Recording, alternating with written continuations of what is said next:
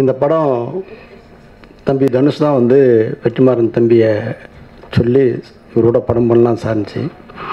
நான் தான் வந்து விடிகாலையில் எழுந்து நைட்டு 2 மணி 3 மணி வரலும் அலுவலகத்திலே இருந்து பணியாற்றுறது எனக்கு பழக்கம். எனக்கு மேலே ஒருத்தர் இந்த திரையில் இருக்கிறாருன்னா தம்பி வெற்றிமாறன் தான். பிறகு திடீர்னு காலையில் ஒரு ஃபோன் வரும், வெற்றிமாறன் சார் ஃபோன் பண்ணுவார், தம்பி சொல்லுங்கன்னுவேன். இன்றைக்கி சீன் எடுத்தோம் சார், தனுஷ் வந்து வேறு மாதிரி இருக்கிறாரு, அவருடைய கேரியர்லேயே இதுக்கு மேலே ஒரு நடிப்பு பரிமாணத்தை என்னாலையும் தர முடியுமா, வாங்க முடியுமா, இல்லை அவராலும் பண்ண முடியுமா அப்படின்னு அவர் சொல்லுவார். அடுத்து 1 மணி நேரம் பொறுத்து தனுஷ் தம்பி ஃபோன் பண்ணுவார், சார் இன்றைக்கி நேற்று நடந்தது சார், வெற்றிமாறன் கேரியர்லேயே இந்த மாதிரி ஒரு படம் இனி அவரால் தர முடியாது. இப்போது சமன் செய்து சீர்திருக்கும் கோல் போல் அமைந்தொருபால் கோடாமை சான்றோர் கணின்னு சொல்லுவார் வள்ளுவர். அந்த மாதிரி தராசில் பிடிச்சி வச்ச மாதிரி இவர் சொல்கிறது தான் அவர் சொல்கிறாரு, அவர் சொல்கிறதா இவர் சொல்கிறாரு.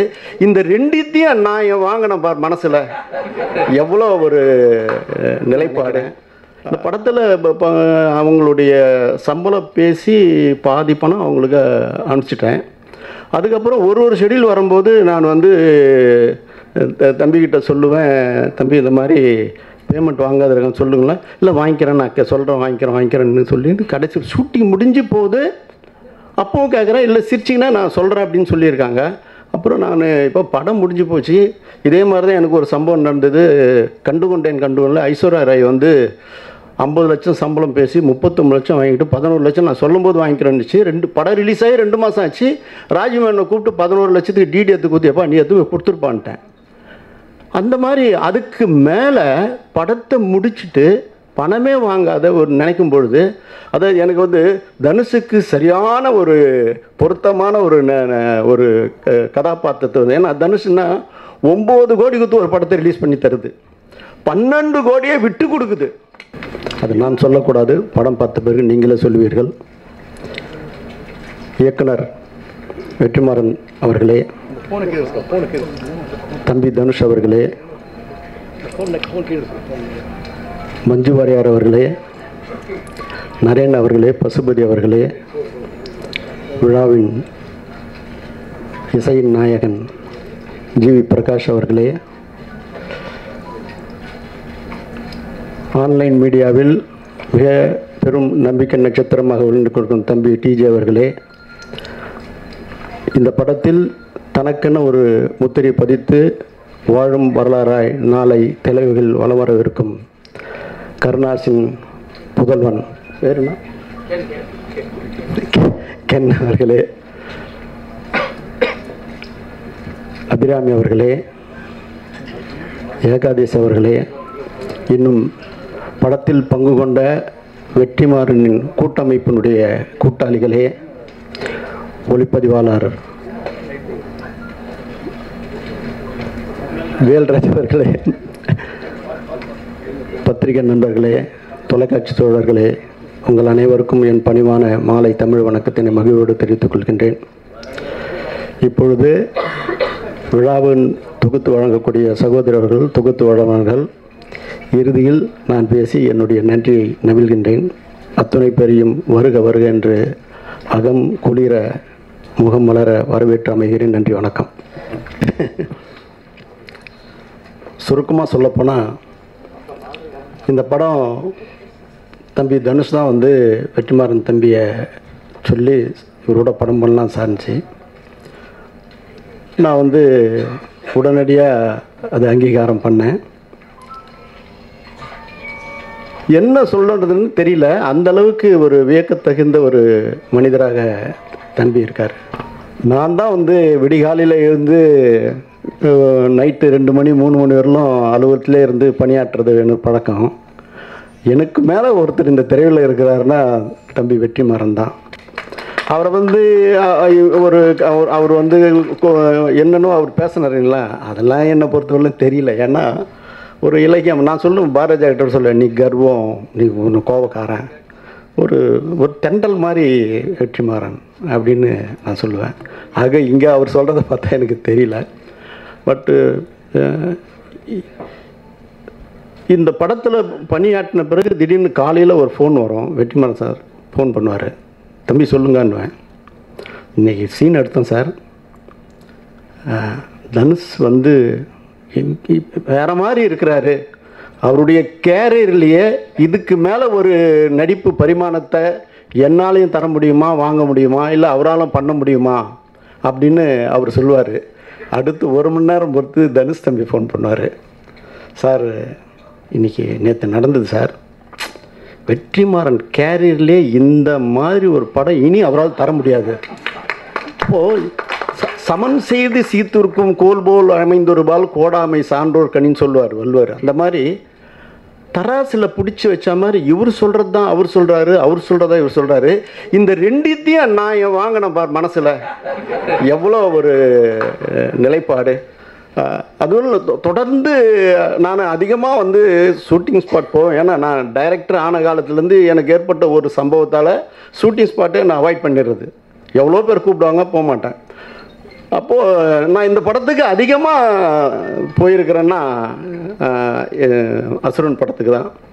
இந்த படத்தில் பணியாற்றிய விதமும் அதாவது உள்வாங்கிய ஒவ்வொரு அதாவது செங்குத்தான ஒரு கொடும் பாறை, அந்த பாறை ஷாட்டை எனக்கு காமிக்கிறாரு. இது மேலே எப்படி தம்பி ஏறிச்சின்னு கேட்பேன். அதாவது கரணம் தப்பினால் மரணம், அப்படிப்பட்டதில் அந்த இடத்துல போய் ஏறி அங்கே கேமரா, அதுக்கு மேலே ஒரு மலையில் போய் நின்று கேமரா வச்சு உள்ளே, அதாவது உயிரை பணையம் வைத்து இந்த படத்தை உருவாக்கிறாங்க, உதிரம் கொட்டியிருக்கிறாங்க. அதாவது டைரக்டர் சொல்லுவார், தணல் தகிக்கும், அதாவது அந்த சுடு மணல் தகிக்கும் பொழுது அந்த முகத்தை அப்படியே உள்ள புதைப்பாராம் தம்பி தனுஷுக்கு. காய்ப்பு வந்திருக்கும். இந்த உழைப்பு இது இது இந்தியாவுக்குள்ள உலகத்துக்கு ஒரு அங்கீகாரம் இந்த படத்துக்கு வரும் என்பது எனக்கு ஒரு ஒரு உத்தமமான ஒரு தம்பிக்கு தனுஷுக்கு நான் நன்றி சொல்லி வெற்றிமாறனை எனக்கு கொடுத்த பார், எனக்கு அதுக்கு மேலே நான் என்ன சொல்கிறது. அதான் அவங்க வெற்றிமாறனோட உறவினர் எனக்கு ரொம்ப ஃப்ரெண்டு புகழேந்திக்கு அடிக்கடி சொல்கிறேன், மச்சான் பிரமாதமாக பண்ணுறாரியா அப்படின்னு, இப்படி சொல்கிறாருன்னு. இப்படி இந்த படத்தில் பங்கு கொண்ட, அதாவது மஞ்சு வாரியரை பற்றி பேசணுன்னா நான் கபாலிக்கு ட்ரை பண்ணேன். அவங்களுக்கு தெரியுமோ தெரியாத, நான் கபாலிக்கு ட்ரை பண்ணி எனக்கு கால் ஷீட் கிடைக்கல.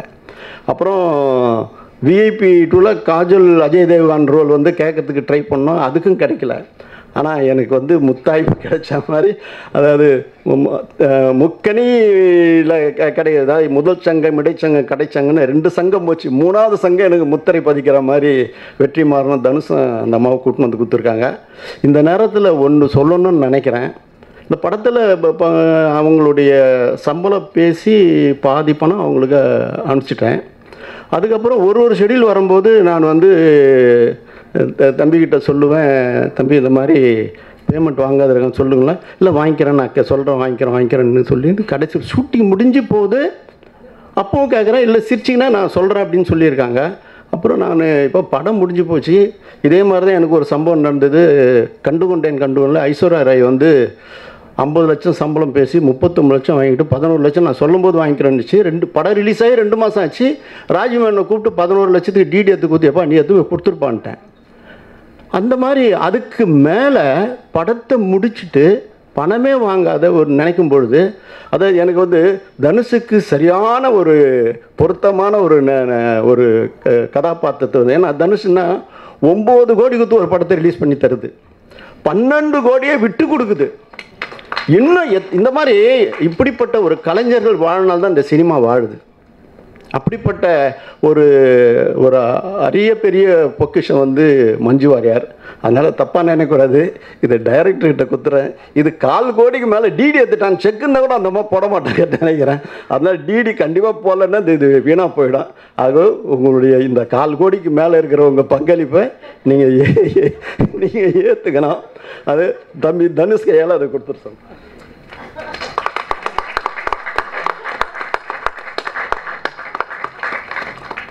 ஸோ இப்படிப்பட்ட ஒரு மனிதநேயம் இருக்கக்கூடிய கலைஞர்கள் வாழ்கின்ற இந்த படம் வந்து அறுதிட்டு உறுதி கூறுகிறேன், அங்கிங்கனாதபடி எங்கும் வெற்றி அடையும். இதில் பங்கு கொண்ட ஒவ்வொரு கதாபாத்திரம், பிரகாஷ்ராஜ் நான் கேட்கவே இல்லை. எனக்கு அவருக்கு அவ்வளோ ஒரு நட்பு இருக்குது. இந்த மாதிரி சொன்ன எனக்கு இந்த மாதிரி 6 நாள் ஒத்துப்பாரா இல்லையோன்னு தெரியல, நீங்களே பேசிடுங்கன்னு பேசணும். அவர் பண்ணிடுறேன்ட்டார், அவரும் பண்ணிட்டார். நரேன் வந்து என் படத்தில் நிறைய படம் பண்ணியிருக்காரு. இந்த படத்தில் பசுபதி அவருடைய பார்வை, அவர் குணாதிசயம், அவருடைய கதாபாத்திரத்துக்கு ஒரு குணச்சித்திரமான இந்த கதாபாத்திரத்தை வடித்து கொடுத்துருக்கிறாரு. அப்படிப்பட்டவர் அவங்க பண்ணியிருக்காங்க. எனக்கு எப்பவுமே நடித்து தரணும், நான் உங்களுக்கு ஒரு படம் பண்ணணும், மியூசிக் பண்ணணும், இதுன்னு எனக்கு சொல்லின்னு இருக்கக்கூடிய ஜிவி வந்து இதில் வந்து மியூசிக் டைரக்டர் வந்திருக்காரு. எனக்கு வந்து ஒரே இடத்துல வந்து மூணுத்தையும் ஒன்றா சேர்த்து பிடிச்ச மாதிரி எனக்கு வந்து ஜிவி இந்த படத்துக்கு இசையமைச்சு, அப்புறம் ராம பகலும் கஷ்டப்பட்டு பண்ணியிருக்காரு. இந்த அபிராமி பொண்ணு வந்து எனக்கு துப்பாக்கி முனை படத்தில் வந்து ஒரு கேரக்டர் பண்ணிச்சு. அந்த பொண்ணை பார்த்த ஒன்று சொன்னால், சார் இது தம்பி ஒத்துக்குமோ ஒத்துக்காத, அவர் என்ன கேட்குறாலும் போட்டுவிடுங்க, பட் இந்த பொண்ணு ட்ரை பண்ணி பாருங்கன்னு தான் சொல்லி அமுச்சு விட்டேன். பட்டு டைரக்டர் வந்து சொல்கிறாரு என்கிட்ட, சார் இந்த பொண்ணு பெருசாக வரும் சார், அப்படி பர்ஃபார்மன்ஸ் பண்ணியிருக்குது அப்படின்னாரு. கேட்கும்போது சான்றோன் என கேட்டத்தா என்ற மாதிரியில் ஒரு தந்தை ஸ்தானத்துலேருந்து நான் சந்தோஷப்படுறேன். இப்படி ஒவ்வொரு கேரக்டரும் அப்படி பண்ணியிருக்காங்க.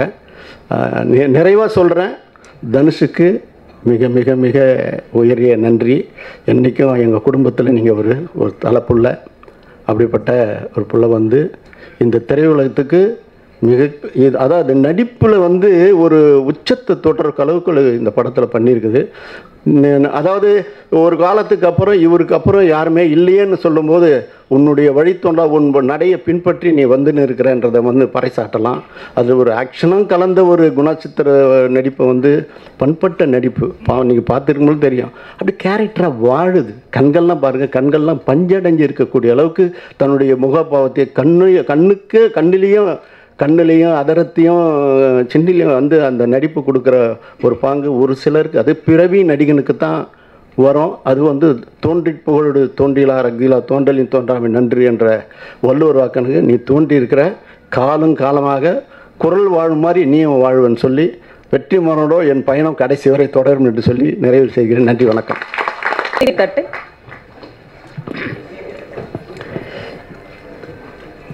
ஆடியோ ரைட்ஸ் வந்து என்ன செய்கிறதுன்னு சொல்லின்னு இருக்கும்போது, இந்த திரையுலகில் வந்து வருஷத்துக்கு 200-250 படம் வருது.